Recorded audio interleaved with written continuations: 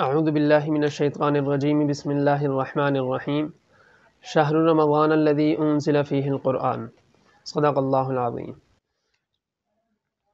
اللہ تعالیٰ کا جتنا شکر ادا کیا جائے کم ہے کہ اس نے ہمیں رمضان المبارک کی نعمت ایک دفعہ پھر عطا فرما دی۔ یہ وہ مہینہ ہے کہ جس میں قرآن کریم نازل ہوا، اور قرآن کریم اور رمضان کا بہت گہرا تعلق ہے۔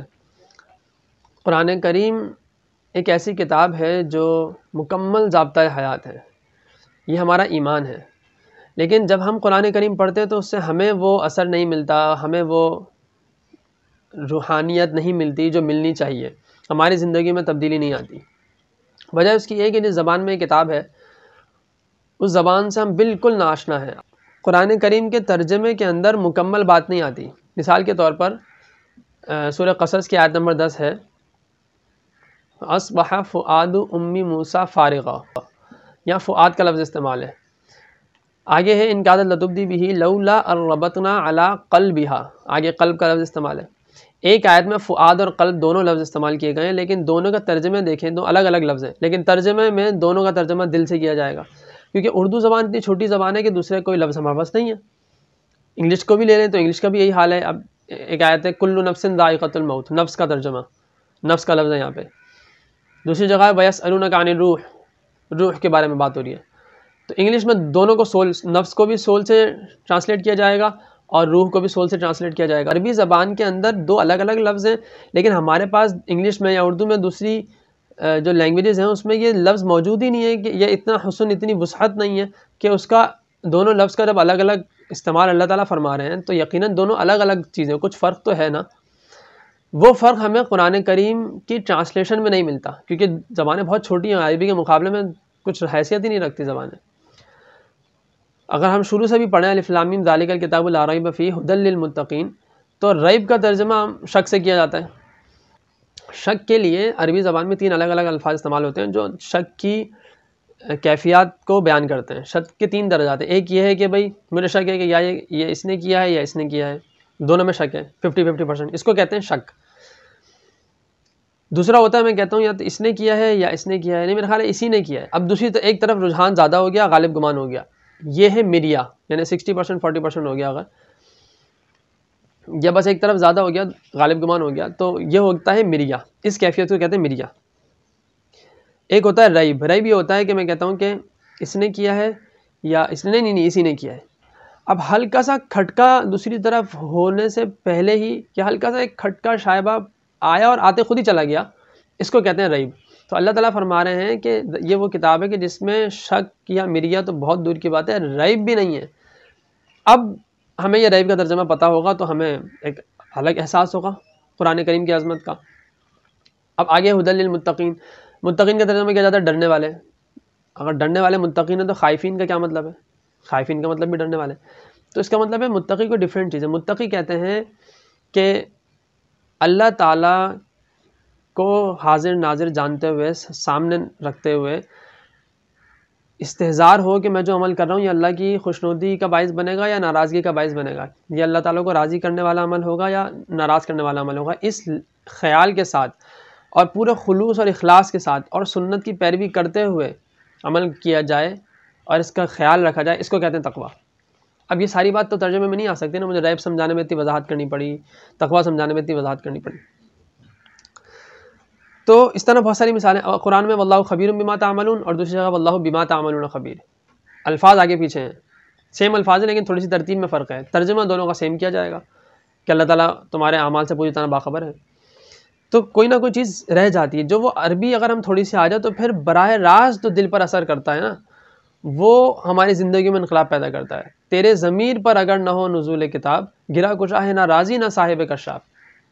تو اب حضرت عمر رضی اللہ تعالیٰ عنہ کا واقعہ لے لیں کہ حضرت عمر رضی اللہ تعالیٰ عنہ ایک دفعہ آپ علیہ السلام نماز میں تلاوت کرے تھے سورۃ الحاقہ، تو اب اس میں بیان الحاقہ ما الحاقہ وما ادراک ما الحاقہ کذبت ثمود وعاد بالقارعہ فاما ثمود فاہلکوا بالطاغیہ، اب یہ پوری آیت چل رہی ہے۔ اب چلتے چلتے اس میں کیا اللہ تعالیٰ بیان کر رہا ہے حقیقت، ایک بہت سمجھ لیں ایک زوردار یہ بات آئی ہے الحاقہ۔ اب یہ اس کا زور کیا ہے یہ تو ہمیں عربی زبان جانیں گے تو پتہ چلے گا۔ آگے دوسری قوموں پر جو عذاب نازل ہوئے، فرعون پر، عاد و ثمود پر، ان کا تذکرہ ہے۔ اس کے بعد جنت کا اور جہنم کا تذکرہ شروع ہو گیا کہ جنتی کو جب فَأَمَّا مَنْ أُوتِيَ كِتَابَهُ بِيَمِينِهِ فَيَقُولُ هَاؤُمُ اقْرَءُوا كِتَابِيَهْ إِنِّي ظَنَنْتُ أَنِّي مُلَاقٍ حِسَابِيَهْ فَهُوَ فِي عِيشَةٍ رَاضِيَةٍ فِي جَنَّةٍ عَالِيَةٍ۔ اب یہ ہمیں پتہ ہی نہیں کیا چل رہا ہے، یہاں یہ چل رہا ہے کہ وہ آدمی کو سیدھے ہاتھ پہ کتاب دی گئی، وہ بہت خوش ہو رہا ہے، نعرے لگا رہا ہے، کوئی مجھے مزے ہو گئے میرے، اب وہ خوشی کا ایک اظہار ہے، اب یہ پڑھا جا رہا ہے، دل میں ایک کیفیت بن رہی ہے۔ آگے وَأَمَّا مَنْ أُوتِيَ كِتَابَهُ وَأَمَّا مَنْ أُوتِيَ كِتَابَهُ بِشِمَالِهِ فَيَقُولُ يَا لَيْتَنِي لَمْ أُوتَ كِتَابِيَهْ وَلَمْ أَدْرِ مَا حِسَابِيَهْ۔ اب وہ اپنا افسوس ظاہر کر رہا ہے جس کو الٹے ہاتھ میں بائیں ہاتھ میں کتاب دی گئی کہ نہیں، کاش مجھے کتاب ہی نہیں ملتی کرتے۔ خُذُوهُ فَغُلُّوهُ ثُمَّ الْجَحِيمَ صَلُّوهُ، پکڑو اسے ڈالو جہنم میں۔ اب جہنم کا تذکرہ، اب یہ سب چل رہا ہے تو حضرت عمر سن رہے ہیں نا۔ اب حضرت عمر عربی کے ماہر تھے ماشاءاللہ، تو وہ ان کے دل پہ اثر کر رہا ہے، وہ حیران، اور وہ جو ایک ردم ہے الفاظ کو، کہہ رہے ہیں کیا شاعر، کیا کلام ہے اس کا، کیا کلام ہے، ایسا لگ رہا ہے کوئی بہتا ہوا دریا ہے، گرتی ہوئی آبشاریں ہیں، ایک تسلسل ہے، کیا روانی ہے۔ تو دل میں وہ بہت دور کھڑے ہوئے تھے پردے کے پیچھے، دل میں کہہ رہے ہیں ما اشعرہ، کتنا بڑا شاعر ہے۔ تو اللہ کے نبی نے اگلی آیت پڑھی وما هو بقول شاعر، یہ شاعر نہیں ہے۔ تو حضرت عمر ایک دم، کیونکہ اتنی دور کھڑے تو تصور میں نہیں تھا، اب وہ ایک دم اپنے مدہوشی میں کہہ رہے ہیں ما اشعرہ، اور وہ اللہ کے نبی کہہ رہے ہیں وما هو بقول شاعر، یہ شاعر نہیں ہے۔ تو ایک دم حضرت عمر کو جھٹکا لگا، کہنے لگے ما اسحرہ، کتنا بڑا جادوگر، اتنی دور سے میری سرگوشی کو سن لیا۔ تو اللہ کے نبی نے آگے آئے ایک دو آیت کے بعد ولا بقول کاہن قلیلا ما تذکرون تنزیل من رب العالمین، کہ یہ جادوگر بھی نہیں ہے، یہ تو اللہ کا رسول ہے، اللہ رب العالمین کی طرف سے نازل شدہ کلام ہے۔ تو حضرت عمر کو ایک علماء فرماتے ہیں پہلا جو دل پہ وار لگا تھا وہاں تھا۔ پھر حضرت عمر رضی اللہ تعالیٰ عنہ کا ایمان لانے کا واقعہ مشہور ہے کہ وہ تلوار نکال کے غصے میں جا رہے ہیں، کیونکہ آپس میں خاندان میں اختلافات بڑھ گئے تھے، باپ مسلمان بیٹا کافر، بیٹا مسلمان تو باپ کافر، ایک خاندان میں ہی کیونکہ ایک گھر میں کافر مسلمان رہنا بڑا مشکل ہو جاتا ہے۔ تو حضرت عمر کے بہت ایک دفعہ بالکل کسی بات پہ بہت ہی غصہ آ گیا، کہنے آج تو بس ختم، محمد کا کھیل تمام کرتا ہوں، ختم، نعوذ باللہ، تلوار نکالی جا رہے ہوں غصے میں۔ تو راستے میں ایک صاحب ملے، کہنے لگے عمر کیا ہے، خیریت ہے، بڑے غصے میں، کہا بس بہت ہو گیا، آج ختم قصہ۔ کہنے کہ تم محمد کو مارنے کے لیے جا رہے ہو، نعوذ باللہ، تم پہلے اپنے گھر کی خبر تو لو، تمہاری بہن کلمہ اس کے اوپر ایمان لا چکی ہے۔ کہہ رہے ہیں اب ان کا اور غصہ پارا فل ہو گیا، اور پارا چڑھ گیا، غصے میں گھر میں داخل ہوئے، بہن کو ایک گھما کے لگایا، خون نکلنے لگ گیا۔ تو بہن نے فرمایا کہ اگر تو خطاب کا بیٹا ہے تو میں بھی خطاب ہی کی بیٹی ہوں، یعنی کہ اتنے کانفیڈنس سے کہا کہ حضرت عمر کہنے لگے، ان کے دل میں ہوئی یار ایسا کیا بات ہے جو اتنے ہمیشہ میری بات مانتی ہے، اس کو کیا ہو گیا؟ تو کہنے لگے کیا ہے وہ بتا، کہا تم ابھی نہیں، تم نہیں اس کو ہاتھ لگا سکتے، کہا تم پڑھ کے سناؤ۔ تو اب حضرت عمر رضی اللہ عنہ کی جو بہن تھی وہ اب سورۃ طٰہٰ کی آیت پڑھتی ہیں، طٰہٰ ما انزلنا علیک القرآن لتشقى الا تذکرۃ لمن یخشی تنزیلا ممن خلق الارض والسماوات العلی الرحمن علی العرش استوى له ما في السماوات وما في الارض وما بینهما وما تحت الثرى وان تجهر بالقول فانه يعلم السر واخفى اللہ لا الہ الا هو له الاسماء الحسنى۔ اب یہ اتنے خوبصورت انداز میں اللہ کا ایک تعارف آیا ہے نا، اور قرآن کریم کا تعارف آیا ہے۔ حضرت عمر سن رہے، آگے آتا ہے اننی انا اللہ لا الہ الا انا فاعبدنی۔ تو حضرت عمر بس رک جا، حضرت عمر اب یہاں برداشت نہیں ہوا حضرت عمر سے، بہت اللہ تعالیٰ نے اس طرح سے قرآن کریم میں اپنا بتایا کہ میں ہی اللہ ہوں، میری ہی عبادت کرو، تو میرے علاوہ کوئی معبود نہیں ہے۔ تو حضرت عمر نے کہا بس۔ اب حضرت عمر بالکل، تو عرب کی عادت تھی جب غصے میں کسی کو مارنے جاتے تھے تو تلوار نیام سے باہر ہوتی تھی، اور جب نارمل جاتے تو تلوار ہوتی تھی نیام کے اندر ہوتی تھی، اور جب غلامی کی حالت میں جاتے تھے تو تلوار اپنے گلے میں گردن میں لٹکا کے جاتے تھے۔ تو حضرت عمر نے وہ تلوار جو نکلی ہوئی تھی، اب انہوں نے قرآن کا ایک رکوع سنا ہے، تلوار یوں تھی مناسب نیام میں چلی گئی بلکہ گردن پہ لٹک گئے، اور حضرت آپ علیہ السلام کے پاس آئے اور اسلام قبول کر لیا۔ تو پھر اللہ تعالیٰ نے ان کو ایمان کی دولت دی، کیوں دی؟ یہ اس قرآن کی برکت تھی، قرآن کریم سن کر وہ ایمان لے کر آئے۔ اللہ تعالیٰ نے پھر ان کو اتنی بڑی حکومت سلطنت دی، اور کیا انہوں نے عدل کا نظام قائم کیا تھا، کیا ان کی عزت تھی۔ اللہ کے نبی نے فرمایا لو کان بعدی نبی لکان عمر، اگر میرے بعد کوئی نبی ہوتا تو وہ عمر ہوتا۔ اتنی عزت، وہ زمانے میں معزز تھے مسلمان ہو کر، اور تم خوار ہوئے تارک قرآن ہو کر، یہ ہمارا حال ہے۔ ایک خاتون ہے، یہ چلیں یہ تو صحابہ کے دور کا ہو گیا، آج کے زمانے کی بات لے لیں۔ ایک خاتون ہے ہم کے ہرمنسن، تو ریڈیو چلا رہی تھی ایک دفعہ ایسی، تو ریڈیو میں چینل چینج کیا، سننے لگی، پھر کچھ چینج کیا، پھر سننے لگی، تو پھر چینج کیا کہیں تو قرآن کریم کی تلاوت چلی تھی، تو پھر سننے لگی، تو بڑا اچھا لگا ان کو۔ وہ خود کہتی ہے کہ ایسا لگ رہا تھا کہ میرے اندر کچھ چیز گم تھی، وہ اللہ تعالیٰ واپس آ رہی ہے۔ مجھے سکون مل رہا ہے. تو میں نے پتہ کیا تو پتہ چلا قرآن مسلمانوں کی کتاب ہے، اس کی تلاوت ہے. تو میں نے اس کی ٹرانسلیشن لی پکتھال کی، اور وہ میں نے پڑھنا شروع کیا. تو مجھے اچھا لگا، لیکن میں نے کہا نہیں، مجھے نا اس کے اوریجنل سورس سے پڑھنا ہے اس کو. انہوں نے قاہرہ کا سفر کیا، 2 سال کا عربی لینگویج کا کورس کیا، اور پھر قرآن کریم کو پڑھا، اور قرآن کریم کو پڑھا، اور قرآن کریم نے ان کو مسلمان کر دیا. قرآن کریم پڑھا اور اسلام قبول کر لیا. اب ہم عربی کیوں نہیں سیکھنا چاہتے؟ ہم سمجھتے ہیں بہت مشکل ہے. مشکل نہیں ہے، بہت آسان ہے. قرآن کریم کی اتنی سمجھ پیدا کرنا کہ جس سے وعظ و نصیحت کا پہلو جو دل پہ اثر کرتا ہے وہ آ جائے، اس کے لیے عربی زبان دنیا کی سب سے آسان زبان ہے. اور یہ میں نہیں کہہ رہا، اللہ تعالیٰ خود فرما رہے ہیں وَلَقَدْ يَسَّرْنَا الْقُرْآنَ لِلذِّكْرِ فَهَلْ مِن مُدَّكِرٍ. سورہ قمر ہے، سورت نمبر 54 ہے، آیت نمبر 17 ہے، 22 ہے، 32 ہے، 40 ہے. ایک سورت میں 4 جگہ اللہ نے یہ بات بیان فرمائی ہے. اور اللہ تعالیٰ کا بیان یہ فرما رہے ہیں کہ ہم نے قرآن کو آسان کر دیا، مقصد یہ ہے. لیکن اس کے لیے جس طاقت سے اللہ نے بات کی نا کہ لَقَدْ يَسَّرْنَا الْقُرْآنَ لِلذِّكْرِ فَهَلْ مِن مُدَّكِرٍ، کہ پکی تحقیقی بات یہ ہے، بالکل فائنل بات یہ ہے کہ ہم نے قرآن کو آسان کر دیا ہے ذکر کے لیے، نصیحت حاصل کرنے کے لیے. تو کیا کوئی ہے جو نصیحت حاصل کرے؟ اب یہاں 2-3 باتیں قابل غور ہیں. ایک تو یہ کہ اللہ تعالیٰ نے اتنی تاکید سے کیوں کہا، پھر اللہ تعالیٰ نے بار بار کیوں کہا. تاکید سے بھی اس لیے کہا کہ کہیں یہ شک شیطان نہ ڈالے کہ نہیں عربی زبان تو بہت مشکل ہے، قرآن تو بہت مشکل ہے، ہم تو سمجھ ہی نہیں سکتے، فائدہ نہیں ہے. بار بار اس لیے کہا کہ بار بار دل میں بات کہنے سے نا بیٹھ جاتی ہے. عربی کا مقولہ ہے اذا تکرر تقرر، جب بار بار بات کو دہرایا جاتا ہے تو وہ دل میں جڑ پکڑ جاتی ہے. تو بار بار کہنے سے یہ ہوا، اس لیے اللہ تعالیٰ نے 4 دفعہ سورہ قمر میں بیان فرمایا تاکہ دل میں بیٹھ جائے کہ اللہ تعالیٰ نے نصیحت کے لیے قرآن کو آسان کر دیا ہے. دوسری جو بات ہے اس کے اندر وہ بہت زیادہ قابل غور ہے، وہ یہ کہ اللہ نے یہ نہیں فرمایا یہ کہ لقد یسرنا القرآن، اللہ نے فرمایا لقد یسرنا القرآن للذکر. اس کی مثال ایسی ہے کہ اگر میں یہاں بیٹھا ہوا ہوں اور اپنے بیٹے سے کہتا ہوں پانی لاؤ، تو وہ گلاس میں پانی لائے گا پینے کے لیے. میں نے اس کو کچھ نہیں بولا، صرف پانی لانے کا بولا ہے، کیونکہ میری اس وقت کیفیت ایسی ہے کہ ہمیں پانی اس وقت پینے کے لیے چاہیے.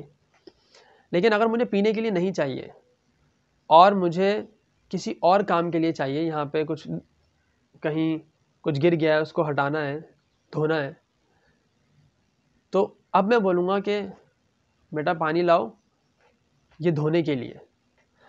اب یہ جو میں نے ایک اضافی بات کی ہے یہ دھونے کے لیے، اب وہ گلاس میں پینے والا پانی نہیں لائے گا، وہ مگ میں دھونے والا پانی لائے گا. کیونکہ مجھے یہ میں نے اس لیے کہا ہے کیونکہ مجھے تھوڑا سا شک ہے کہیں یہ نہ سمجھے کہ مجھے پینے کے لیے پانی چاہیے. تو اس کے شک کو اور اس کی اس کنفیوژن کو دور کرنے کے لیے میں وضاحت کر دیتا ہوں کہ مجھے دھونے کے لیے پانی چاہیے. اللہ تعالیٰ کو بھی پتہ ہے، معلوم ہے کہ بندے قرآن کو آسان سمجھ کر قرآن پر اپنی رائے زنی شروع کر دیں گے کہ سارے ترجموں کو، ساری تفاسیر کو، علماء کی ساری محنت کو ایک طرف رکھ کے 2 الفاظ عربی کے سیکھ لیں گے اور اس کے بعد بولیں گے قرآن تو کیونکہ آسان ہے، اور انہوں نے خود کہا قرآن آسان ہے.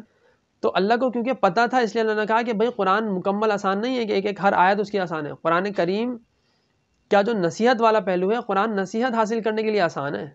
اس کا مطلب یہ ہوا کہ نصیحت ہی کے لیے آسان ہے، نصیحت کے علاوہ جو چیزیں ہیں اس کے لیے قرآن کریم آسان نہیں ہے، اس کے لیے بہت زیادہ محنت کرنی پڑتی ہے. اس کے لیے آپ کو صرف سیکھنی پڑے گی، نحو مکمل صرف، نحو، عربی کی فصاحت، بلاغت، بدیع، بیان، منطق، فلسفہ، اصول فقہ، اصول تفسیر، اصول حدیث کا سارا ذخیرہ پتہ ہونا چاہیے. لاکھوں احادیث ہیں، قرآن کی ساری آیات مختلف مقامات پر ایک موضوع کو بیان کرتی ہیں. وہ ساری آیات آپ کو ایک دفعہ پوری یاد ہونی چاہیے، ان کا مطلب پتہ ہونا چاہیے. ایک جگہ کچھ بیان ہو رہا تھا، ایک جگہ اسی مسئلے کے بارے میں کچھ اور بیان ہو رہا ہوتا ہے، تو ناسخ اور منسوخ کا علم پتہ ہونا چاہیے. کون سی آیت ناسخ ہے، کون سی منسوخ ہے. شان نزول پتہ ہونا چاہیے، کس حالات میں نازل ہوئی ہے، بیک گراؤنڈ کیا تھا، بات کیا چل رہی تھی. اس کے بغیر آپ قرآن کریم کی تفسیر تھوڑی کر سکتے ہیں. ہاں جو نصیحت کا پہلو ہے، جنت جہنم کا تذکرہ ہے، دل میں کچھ نرمی پیدا کرنے کا ہے، اللہ کی عظمت ہے، یہ سب چیزیں جو ہے وہ آپ کو جو نصیحت والی اس کے لیے بہت آسان ہے قرآن. تو یہ سمجھنا کہ قرآن آسان ہے اور سب کچھ میں رائزنی اپنی شروع کر دینا، یہ گمراہانہ طریقہ ہے، اور اس سے اللہ تعالیٰ ہمیں بچائے، گمراہی پیدا ہوتی ہے. اگر یہی بات تھی تو حضرت عمر رضی اللہ تعالیٰ جو عربی کے اتنے ماہر تھے، ان کو بھی قرآن کریم سمجھنے کے لیے آپ صلی اللہ علیہ وسلم سے پوچھنا پڑتا تھا کہ یا رسول اللہ اس کا کیا مطلب ہے. کئی واقعات ہیں صحابہ کے، صحابیات کے، کہ وہ آیت کو کچھ اور سمجھی تھا، مطلب آپ علیہ السلام سے اس آیت کا مطلب انہوں نے کچھ اور سمجھا، اور آپ علیہ السلام سے پوچھا تو آپ علیہ السلام نے اس کی وضاحت کی کہ نہیں، اس کا یہ نہیں، یہ مطلب ہے. بہت سے واقعات ہیں. تو صحابہ جو عربی کے ایکسپرٹ تھے، حضرت عبداللہ ابن عمر رضی اللہ عنہ کے بارے میں آتا ہے کہ وہ فرماتے ہیں کہ میں نے سورہ بقرہ کو 8 سال میں سیکھا ہے. کیا ضرورت تھی 8 سال میں سیکھنے کی، ہم تو ایک دن میں پوری پڑھ لیتے. تو ان کو تو، ہمیں تو عربی نہیں آتی، ان کو تو عربی آتی ہے، ماہر بھی ہیں، ایکسپرٹ ہیں، اور بہت زیادہ صحابہ میں بہت زیادہ ماہر تھے وہ سمجھدار صحابہ میں تھے، فقہ کے ماہر تھے، حضرت عبداللہ ابن عمر. تو حضرت عبداللہ ابن عمر کو 8 سال لگ رہے ہیں اور ہم سمجھ رہے ہیں کہ بس تھوڑی سی عربی سیکھ لیں گے تو پورا قرآن ہمیں سمجھ میں آ جائے گا. تو یہ بہت غلط طریقہ ہے، یہ غلط فہمی ہے بہت بڑی کہ قرآن آسان ہے تو ہم کچھ بھی کر سکتے ہیں. قرآن نصیحت حاصل کرنے کے لیے آسان ہے. تو یہ ایک بیچ میں وضاحت تھی جو بہت ضروری تھی. تو قرآن کریم کی عربی آسان ہے، اور اللہ تعالیٰ جو ہم سے اتنا پیار کرتا ہے، اتنی محبت کرتا ہے، اس کے بارے میں ہم سوچ ہی کیسے سکتے ہیں کہ وہ ایک ایسی کتاب نازل کرے گا یا ایسی زبان میں نازل کرے گا جو ہمارے لیے بہت مشکل ہے. قرآن کریم تو بالکل بھی مشکل نہیں ہے. خود اللہ تعالیٰ کہتا ہے قرآن کریم کے بارے میں کہ کتاب مبین ہے، اور عربی زبان کے بارے میں کہتا ہے بلسان عربی مبین، کہ قرآن کو میں نے نازل کیا ہے عربی کھلی ہوئی واضح زبان کے اندر. قرآن بھی کھلا ہوا ہے، واضح ہے، اور عربی زبان بھی کھلی ہوئی ہے اور واضح ہے. تو یہ آسان ہے. یہ شیطان کا دھوکہ ہے کہ قرآن کریم جو ہے وہ مشکل ہے یا عربی مشکل ہے. آسان ہے، لیکن نصیحت حاصل کرنے کے لیے آسان ہے. بار بار کہہ رہا ہوں، نصیحت حاصل کرنے کے لیے آسان ہے، اور نصیحت ہی حاصل کرنی ہے ہمیں قرآن سے، اپنی زندگی کو بدلنا ہے.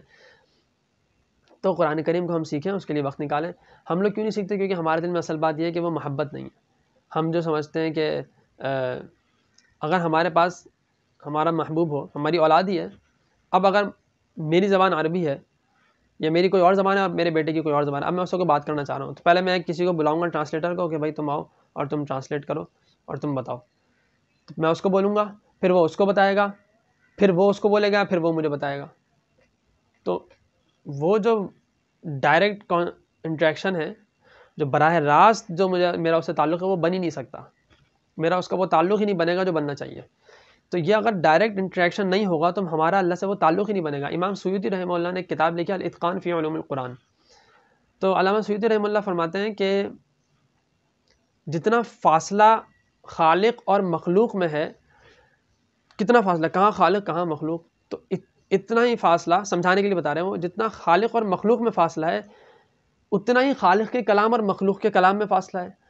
جو قرآن ہے وہ خالق کا کلام ہے، اور جو ٹرانسلیشن ہے وہ مخلوق کا کلام ہے. تو اتنا زیادہ گیپ ہے اصل کلام کے اندر اور ترجمے کے اندر. اس گیپ کو کم کرنے کے لیے علماء تفسیریں لکھتے ہیں، سمجھاتے ہیں، تو اس سے کافی حد تک فرق تو پڑتا ہے، لیکن پھر بھی وہ اصل بات نہیں آتی.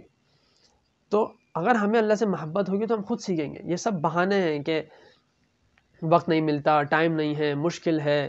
اصل بات یہ ہے کہ قلب میں سوز نہیں، روح میں احساس نہیں، کچھ بھی پیغام محمد کا تمہیں پاس نہیں.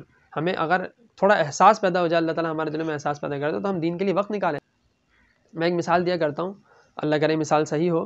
ایک شخص کسی شخص کو 24,000 روپے دیتا ہے اور کہتا ہے کہ میری طرف سے تمہیں ہدیہ ہے، گفٹ ہے، کہ تمہارے پیسے ہیں، جو کرنا ہے کرو، تمہیں پورا اختیار ہے، لیکن میری خواہش یہ ہے کہ تم اس میں سے 4,000 مجھے دے دو.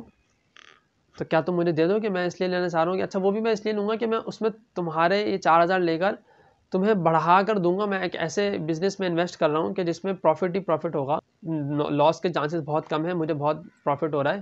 تو میں 4,000 لے کے کہیں جگہ لگاتا ہوں، پھر انشاءاللہ وہ بڑھیں گے، وہ تمہیں ملیں گے انشاءاللہ تعالیٰ، وہ بھی تمہیں بڑھ کر واپس کر دوں گا، 10 گنا 20 گنا بڑھا کے واپس کر دوں گا. اب وہ بندہ جس کو دیے ہیں وہ کیا بولے گا؟ اگر اس میں تھوڑی سی بھی غیرت ہوگی، وہ بولے گا کہ یہ آپ ہی کی تو نعمت ہے، آپ ہی کی نے تو دیا ہے، یہ پیسے آپ ہی کے ہیں، آپ 4 کیا پورے 24,000 لے رہے ہیں. تو وہ کہتا ہے کہ نہیں بس میں نے 4,000 دے. تو ہلکی سی بھی غیرت ہوگی نا تو وہ دے دے گا. اللہ تعالیٰ نے ہمیں ہر روز 24 گھنٹے دیے ہیں. 1.5 گھنٹہ جماعت سے نماز پڑھنے میں لگتا ہے، 1 گھنٹے کے اندر عربی زبان سیکھیں، تو یہ 2.5 گھنٹے ہو گئے. آدھا گھنٹہ جو ہے اس میں ہم تجوید سیکھیں، 3 گھنٹے ہو گئے. اس کے بعد آدھا گھنٹہ ہم سیکھیں ترجمہ اور تفسیر. اس کے بعد جو آدھا گھنٹہ ہے اس میں ہم حدیث کو کچھ وقت دے دیں، تو یہ 4 گھنٹے ہمارے بن جائیں گے. یہ ترتیب بہت آسان ہے، 4 گھنٹے دینا، اور رمضان المبارک میں تو زیادہ دینے چاہیے، 5-6 گھنٹے 10 گھنٹے دینے چاہیے. تو قرآن کریم کا یہ مہینہ ہے، اس میں ہم قرآن کریم کو وقت دیں. قرآن کریم کا ترجمہ سمجھنے کے لیے شیخ الاسلام حضرت مولانا مفتی محمد تقی عثمانی صاحب دامت برکاتہم اللہ علیہ نے لکھا ہے آسان ترجمہ قرآن. یہ میں نہیں کہہ رہا کہ یہ بہت اچھا ہے اور آسان ہے، یہ بڑے بڑے علماء کہہ رہے ہیں. یہاں تک کہ مولانا طارق جمیل صاحب حفظہ اللہ بھی بیان میں فرما رہے تھے کہ یہ ترجمہ بہت اچھا ہے، بہت آسان ہے اور بہت ہی بہترین ہے اور بہت مستند ہے، اس میں کوئی اختلافی باتیں بھی نہیں ہیں. تو یہ پڑھیں. اور اگر تفصیل دیکھنی ہے، تفسیر پڑھنی ہے، تو اس کے لیے معارف القرآن مفتی شفیع صاحب رحمہ اللہ کی ہے، معارف القرآن مولانا ادریس کاندھلوی صاحب رحمہ اللہ کی ہے، تفسیر عثمانی ہے 2 جلدوں میں، معارف القرآن خیر بہت بڑی ہے 8 جلدوں میں، وہ ہیں. حدیث کے لیے معارف الحدیث مولانا منظور نعمانی صاحب کی ایک کتاب ہے، وہ پڑھیں. تجوید کے لیے تو یہ ایک ایسی چیز ہے کہ آپ بغیر قاری کے نہیں پڑھ سکتے، بغیر کسی ماہر کے. آپ روزانہ 2-2 3-3 حروف بھی سیکھ لیں، الف با تا، اور زیادہ مشکل نہیں ہے. سا سین، یہ فرق ہوتے ہیں تھوڑے، سا سین ہا ہا، یہ جو فرق ہے یہ آپس میں سیکھیں۔ عربی زبان سیکھنے کے دو طریقے، ایک تو یہ ہے کہ کسی عالم کے پاس چلے جائیں، ان سے بولیں، ان سے وقت لیں، ان سے بولیں مجھے عربی سکھا دیں قرآن کی، تو روزانہ آدھا ایک گھنٹہ نکالیں اور ان سے وقت لیں اور سیکھیں۔ اس کے علاوہ عربی زبان کے کورسز ہوتے ہیں، لینگویج میں بھی انشاءاللہ کراؤں گا کورس اس رمضان میں، انشاءاللہ میری نیت ہے، تو اس کورسز میں سیکھی جا سکتی ہے عربی لینگویج، جو اتنی لینگویج کہ آپ کو قرآن کریم تھوڑا سمجھ میں آنے لگ جائے، تراویح میں یہ نہ ہو کہ بس جلدی سے امام صاحب رکوع کر دیں، ہمیں مزہ آئے، تھوڑا سننے میں پتہ چلے کہ کیا بات چل رہی ہے، اس وقت جنت کی بات چل رہی ہے، جنت کی یہ منظر کشی ہو رہی ہے، تو ایک دل میں بیٹھتی ہے بات، تو ہمیں اتنا پتہ چل جائے، تو یہ سیکھنا تو میرا خیال ہے اگر کوئی بہت محنت کرے تو 15 سے 25 دن میں بہت آرام سے آ سکتی ہے، اور اگر محنت نہیں کرے تھوڑا لمبا اس کو کرنا ہے تو پھر شاید 2-3 مہینے لگ جائیں گے، ورنہ 6 مہینے میں تو عربی زبان آپ کو آئی جائے گی انشاءاللہ۔ دوسرا طریقہ یہ ہے کہ علماء نے کتابیں لکھ دی ہیں عربی زبان سکھانے کے لیے۔ مفتی ابو لبابہ شاہ منصور صاحب حفظہ اللہ کی کتاب ہے قرآنی عربی سیکھی ہے، اس کے 3 لیولز ہیں، وہ لیولز سے سیکھی جا سکتی ہے، وہ لکھی اس لیے کہ خود ہی سے پڑھ کر سیکھی جا سکے نا، ایک عام مسلمان بھی پڑھ سکے، تو اگر اس میں کہیں مشکل آتی ہے تو پھر کسی عربی جاننے والے سے پوچھ لیں۔ تو قرآن کریم کے ترجمے کے لیے تھوڑا سا ترجمہ و تشریح کے لیے شیخ الاسلام حضرت مفتی تقی عثمانی صاحب حفظہ اللہ کا ترجمہ، آسان ترجمہ قرآن، حدیث کے لیے معارف الحدیث مولانا منظور نعمانی صاحب کی، عربی کے لیے مفتی ابو لبابہ صاحب کی کتاب۔ ہمیں تھوڑا سا سوچنا چاہیے کہ اگر قیامت کے روز ہمیں اللہ تعالیٰ اپنے سامنے کھڑا کر کے یہ سوال کریں کہ میں نے تمہیں اپنے پاس سے اپنا کلام بھیجا تھا، تم نے اس کو سمجھنے کی کوشش کی، کیا تم نے اس کو سمجھا؟ وہاں ہماری کیا حالت ہوگی؟ ہمارے پاس کوئی جواب نہیں ہوگا۔ میں نے تمہیں اتنی عمر دی، کیا تم قرآن کی عربی نہیں سیکھ سکتے تھے؟ ہم کہیں گے اللہ ہم تو پاکستان میں پیدا ہوئے تھے، ہم تو فلاں ملک میں پیدا ہوئے تھے، وہ تو عربی ملک تھا ہی نہیں، ہمیں عربی اس لیے نہیں آتی تھی۔ تو پہلی بات تو یہ کہ قرآن کی عربی تھوڑی سی ڈیفرنٹ ہے۔ حضرت عمر رضی اللہ تعالیٰ عنہ فرماتے ہیں تعلموا العربیۃ فإنھا من دینکم، عربی سیکھو کہ یہ تمہارے دین کا حصہ ہے۔ تو وہ تو عرب وہاں تو عربی جاننے والے لوگ بھی موجود تھے، عربی تو جانتے تھے، وہ ان کو کیوں کہا جا رہا ہے؟ کیونکہ دین کی عربی تھوڑی سی ڈیفرنٹ ہے، ایک کنورسیشن ہوتی ہے، بات چیت، اور ایک ہوتی ہے قرآن و حدیث کی عربی، یہ تھوڑی سی مختلف ہوتی ہے، تو سیکھنی تو پڑے گی عربی۔ اگر ہم اللہ تعالیٰ سے یہ کہہ دیں تو اللہ تعالیٰ اگر ہمیں یہ کہیں کہ میرے بندے تو نے قرآن اس لیے نہیں سمجھا کیونکہ تجھے عربی نہیں آتی تھی، تو نے سیکھی نہیں، کیا تم نے اتنی عربی سیکھی تھی جتنی انگریزی سیکھی تھی؟ تو پھر ہم کیا جواب دیں گے؟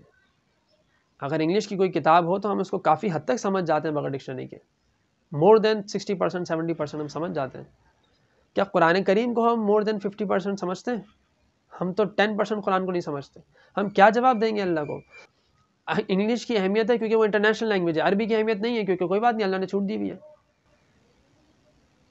اللہ تعالیٰ سے دعا ہے کہ اللہ تعالیٰ ہمیں قرآن کریم کا درد، تڑپ اور محبت نصیب فرمائے، اور دین کو صحیح طور پر سمجھ کر اس پر صحیح طور سے عمل کر کے آگے پھیلانے کی توفیق اور ہمت عطا فرمائے۔ وآخر دعوانا الحمدللہ رب العالمین۔ السلام علیکم ورحمۃ اللہ وبرکاتہ۔